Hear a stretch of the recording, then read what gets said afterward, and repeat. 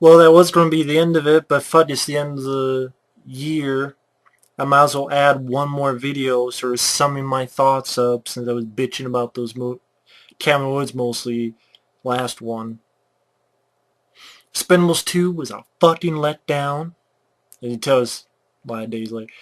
Three Stooges, it wasn't funny. The piss fucking fight wasn't funny. The fart jokes wasn't funny. If I want to see the Three Stooges, I can see the real Three Stooges, and the DVD would cost me the same fucking price. Ghost Rider 2 Spirit of Vengeance, lame, lackluster, mediocre story. Action, pretty much all at the end. Hampered down by PG-13, Neville Dean and Taylor. It's like they didn't know what the hell they were doing because once they had that rating. Not controlling Nick Cage and have him go batshit crazy. Chernobyl Diaries, you have fucking Yogi Bear come out of the fucking woodwork. Everything else is found footage, but it's not technically found footage. But they shot, it's like, well, do it anyway. Let's make it seem like it. Stupid characters. Resident Evil Retribution, let's rip off fucking aliens. Devil Inside My Ass. Fuck that movie. Piranha 3 Double Dicks. The Grey, Silent Hill Revelation, Amazing Spider-Man. Oh, another thing on Amazing Spider-Man I didn't talk about.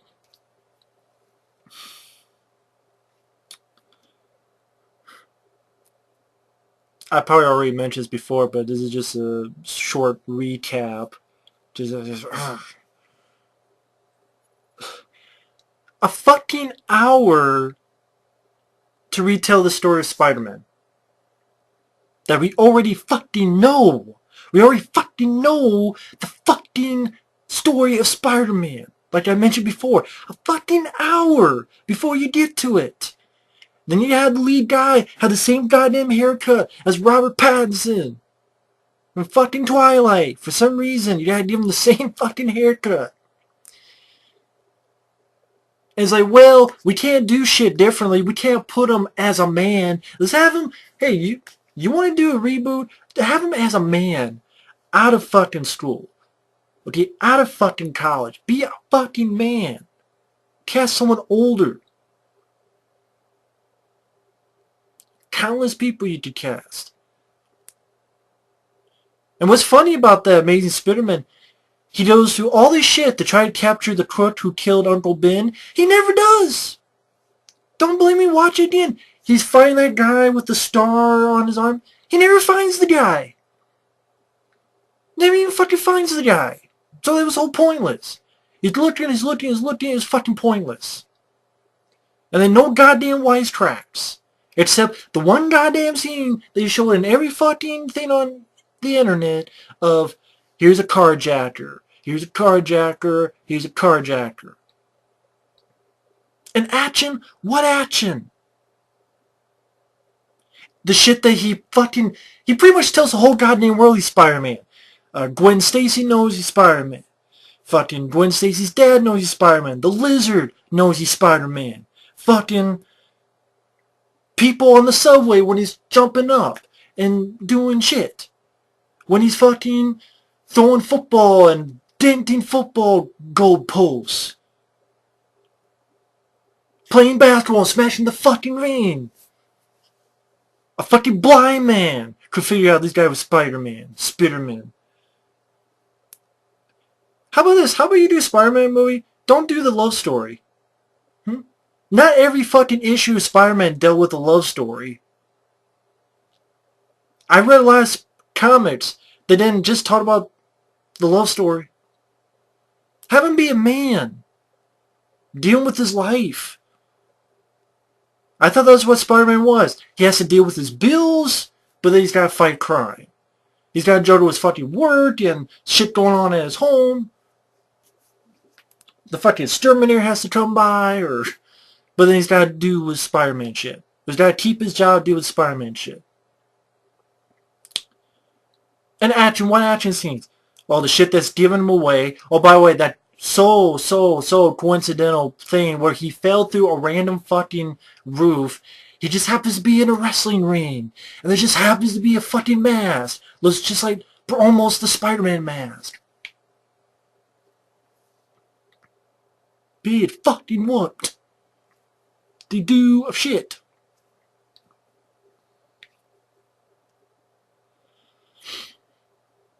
Take a fucking hour for nothing to happen. And then you introduce the storyline of Peter Parker's parents. You do fucking nothing with it.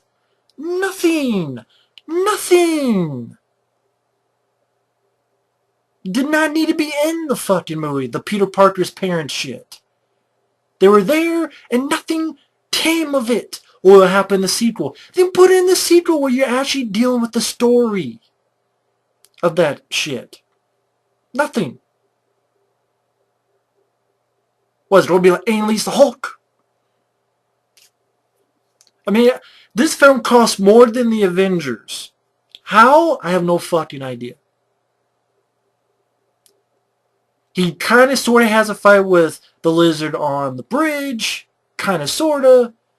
Then you have, when he's in the sewers, he gets his ass kicked. Then you have the school sequence. And then you have the ending, where he gets shot and you have the stupid shit with the cranes, which somehow they technically knew where the cranes were going to be.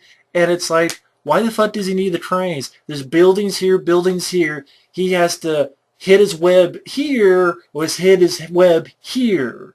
And it's like, it would have been the same fucking thing. Shit. With a lizard, why does it have to be CGI? We've lost the technology. Yeah, that was number 9. But yeah, 14, Resident Evil Retribution, the whole stuff with the clones and all these different towns. And it's like, where are they going with this story? I swear they don't know where they're going with this storyline. Devil Inside My Ass, number 13, was just pitiful, mediocre, beyond mediocre, with a non-ending website. The gray, depressing ending, non-ending. It was too slow for my taste, but the ending just ruined that one. Silent Hill Revelation, exposition, the movie. Let's explain shit and have a fucking grudge match and destroy the evil with the power of a hug. 9, Amazing Spider-Man. 8, Sinister. I'm sorry, nothing about Sinister was scary. I've seen Dark Water and The Grudge and R Point, and I've seen those kind of Japanese horror films and the remakes they've been made, as well as Insidious, and some of that stuff did it better. There's nothing, although a bunch of boo scares, and a kid going, and shit, and a very, very unlikable Ethan Hawke. You want Ethan Hawke that's very, very unlikable, there you go. Number 7, Total Rehash.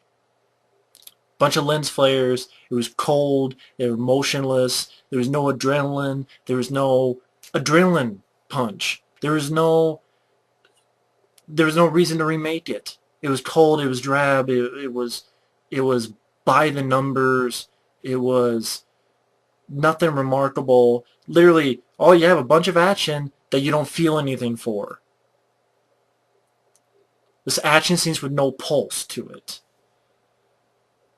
Taken 2, Electric Boogaloo, that was number 6.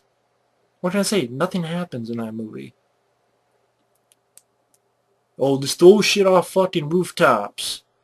And very, very, very, very, very, very shaky cam.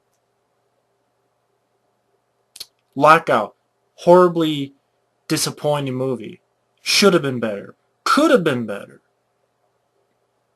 If I see fucking PM Entertainment films from back in the day, like Dark Breed and Silencers and Steel Frontier, doing balls-to-wall action scenes that kick the shit out of this movie, and this movie got into theaters and has a bigger budget, Guy Pearce is good, nothing else. Maddie Grace, I think, sucked. The plot sucked. There was no action set pieces. The ending was beyond lame.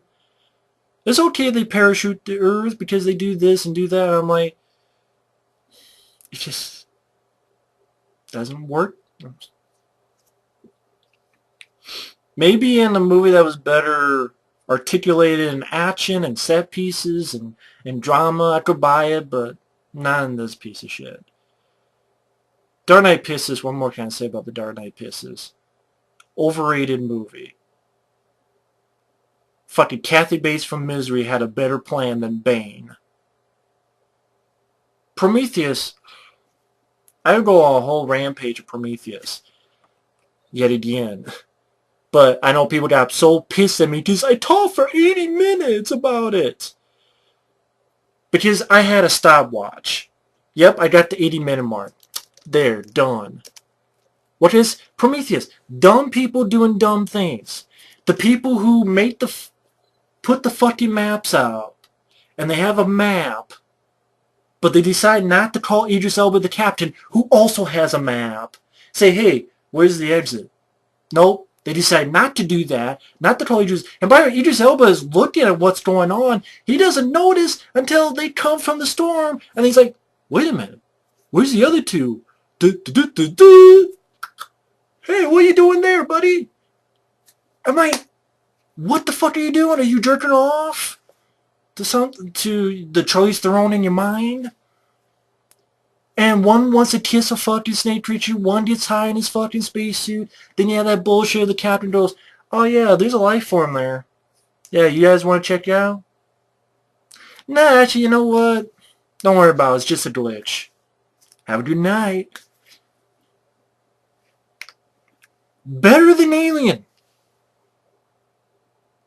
Charlize Theron running when she could go left to right. Waylon with his old man Waylon with his fucking old stupid ass makeup. CGI facehuggers that are gigantic. Staples being okay, and she's running, gunning, repellent, and then once in a while, oh. The space jockeys, the mystery of the space jockey. You know what? Here's a line. What you come up in your mind is better than the truth. For the most part, for most of the time. Oh, by the way, just one more thing. Another thing I wanted to add.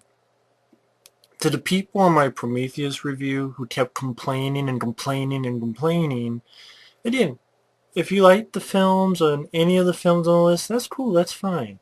But for those who were complaining, well, Prometheus isn't a prequel. Okay, you know what the definition of a prequel is? Let's read a couple of the definitions of a prequel. 1. A prequel is a work that portrays events which are set in the same universe as a previously completed narrative, but at an earlier time. That's Prometheus. Same universe as a previously completed narrative, like Alien, but it's set at an earlier time, which Prometheus is. Hence, it's a prequel. Let's go with the, let's see, American Heritage Dictionary. A literary, dramatic, or cinematic work whose narrative takes place before that of a pre-existing work. So, a cinematic work whose narrative takes place before that of a pre-existing work.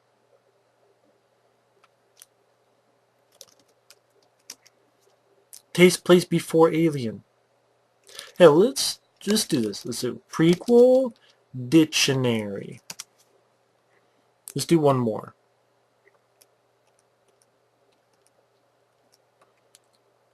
So what does the Oxford Dictionary? A story or a film containing events which precede those of an existing work. A film containing events which precede. Okay, do the events in this movie precede Alien? Yes. Thus it's a prequel. I'm reading all these things just to point out. A prequel is a literary, dramatic, or filmic work whose story precedes that of a previous work. By focusing on events that occur before the original narrative. That all spells Prometheus. Hence, Prometheus is a prequel. The definition doesn't lie. Definition of a prequel. Look it up. That's Prometheus. It's a film The story precedes Alien. It occurs before the original narrative, Alien. It occurs before, hence it's a prequel. Oh, Ridley Scott said, well then he's wrong. He's the same guy that thought a guy getting high in the spacesuit and a guy wanting to kiss a damn snake was okay. Alright? What more can I say?